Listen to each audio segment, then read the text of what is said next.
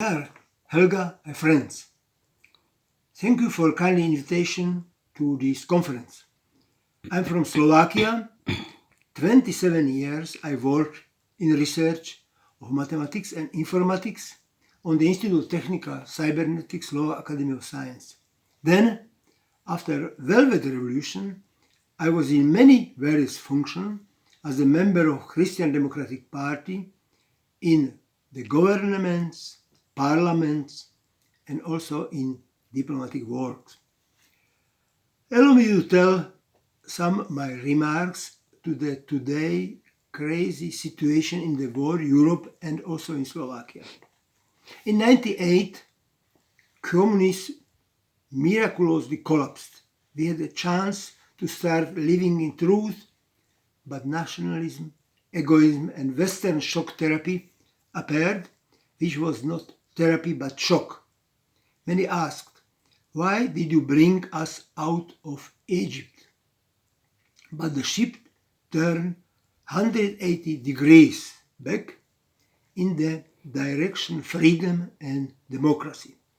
Now, for 33 years, we are free. We can write, say, and print what we want. We can travel, do business, and live as we wish. We are limited only by the crazy world of advertising, consumerism, fashion, and celebrities.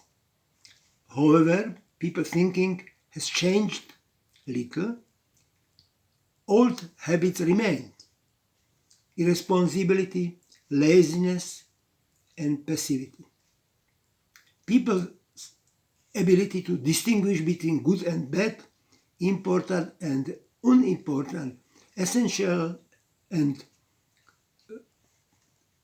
non-essential has weakened. The revolution freed us from the communists, but it also contributed to the great social differences, to the growth of unemployment, to the return of old structure, and the exclusion of former dissidents from politics. The consequences of the global financial, demographic, and moral crisis is also the breakdown of families, abandoned children, the pressure of advertising, anti-consumer culture, and now rising prices, energy, speculation, growing Bitcoin and stock market operation, and striving for greater polarization. The problem of capitalism, globalization, unemployment, dictatorship of financial markets, social issues, etc., cannot be solved in the margin of the values of West civilization, because these values are the cause of these problems. The only solution is the new lifestyle, solidarity, subsidiarity, and the recognition of the dignity of every human being. Today, moral appears from family, politics, economics, and culture. Demographic crisis, migration, emigration, flooding of people from other culture, and changes in value orientation pushes us down. Europa is dying under the motto United in Diversity. Yes, it is diverse but not united. Her social system produces too many unemployed. The public is manipulated by the aggression of communications and information industry in the media. Now I mention some personal memories about Lyndon LaRouche. I met and discussed with him 17 times. In my 700 pages book, Top Secret When We Were Free, which were published 1999, is about 80 pages about him and Schiller Institute. I became familiar with his case in 1990 when I was after the revolution of Vice President Czechoslovakia. It was a tragedy that at the time of the fall of Berlin Wall, Lynn was for nothing in jail. In my life, I had never met such an educated politician, economist, mathematician, musician, and historian who knew the answer to every question. He introduced Christian moral principles to politics and economics. I was always surprised about his knowledge about classical music, supercomputers, religion, and politics. He was a hard fighter but full humor and tenderness when speaking, for example, about love and God.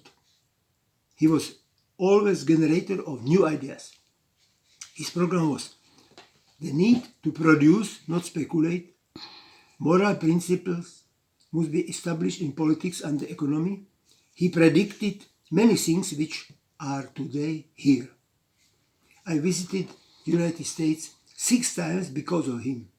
I lobbied in Congress, in the Senate, in university and conferences.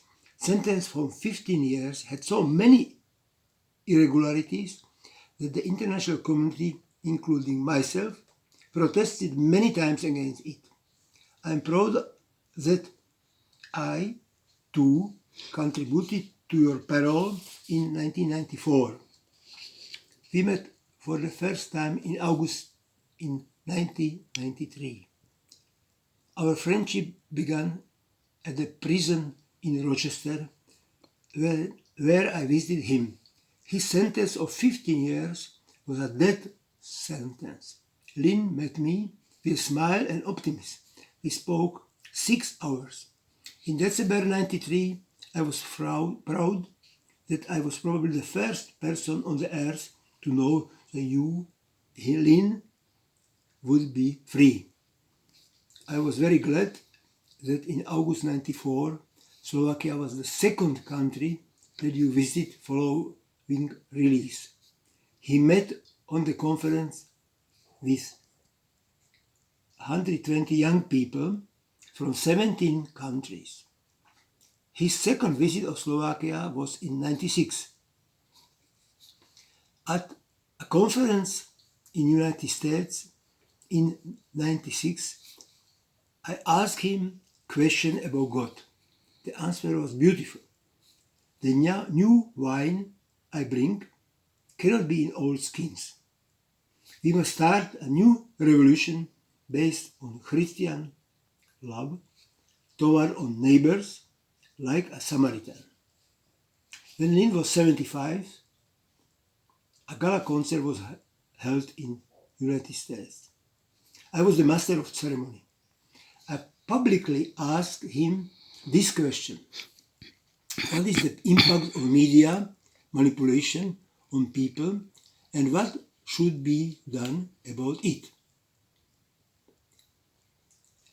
His answer is actual also today. The situation in the media is terrible.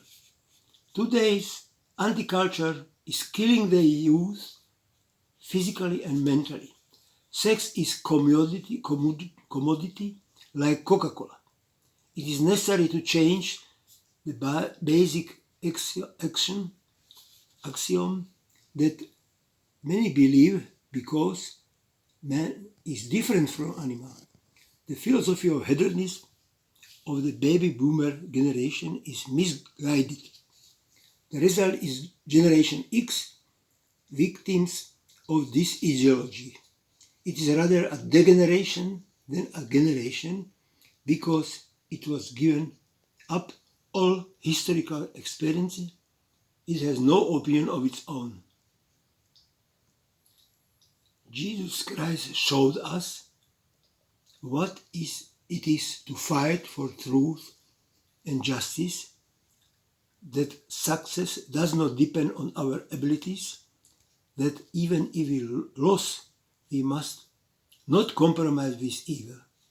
This was the answer of Lyndon LaRouche for my hard question. Thank you very much for attention.